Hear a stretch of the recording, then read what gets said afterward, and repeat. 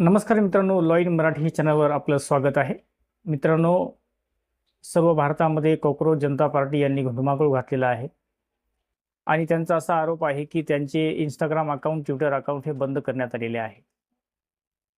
पण मित्रांनो, असे अकाउंट केंद्र सरकारला बंद करता येतात का?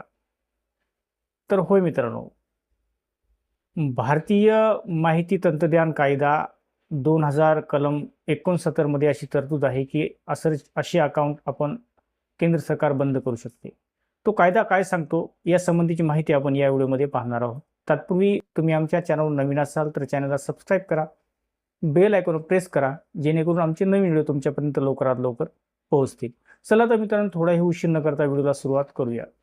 मित्रांनो, कॉकरोच जनता पार्टी यांनी सर्व भारतामध्ये एक धुमाकूळ घातलेला आहे. सोशल मीडियावर त्याचा ट्रेंड चालत आहे. तरुणांचा बुलंद आवाज त्यांच्याकडे पाहिले जात आहे.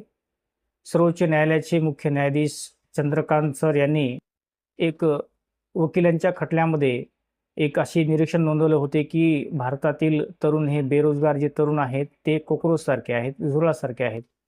त्या निरीक्षणावरून हा मुद्दा सर्व भारतावर गाजत आहे. तर मित्रांनो, जे दीपके नावाचा जे व्यक्ती आहे त्यांनी कॉकरोच जनता पार्टी काढलेली आहे, त्यांचे अकाउंट केंद्र सरकारने बंद केलेले आहे असं त्यांचं म्हणणं आहे. परंतु त्यांच्या अकाउंटमध्ये जे काही पोस्ट आहेत किंवा जे काही विचार आहेत ते सरकारच्या विरोधामध्ये किंवा भारताच्या विरोधामध्ये तर नाही ना.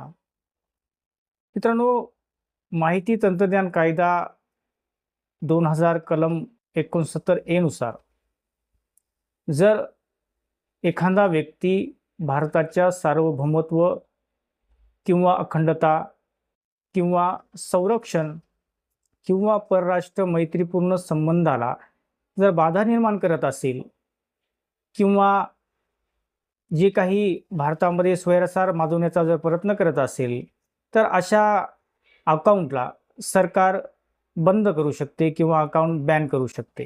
आमचा व्हिडिओ तुम्हाला कसा वाटला ते आम्हाला कॉमेंट बॉक्समध्ये आम्हाला नक्की सांगा. आमच्या व्हिडिओला लाईक करा, शेअर करा. धन्यवाद.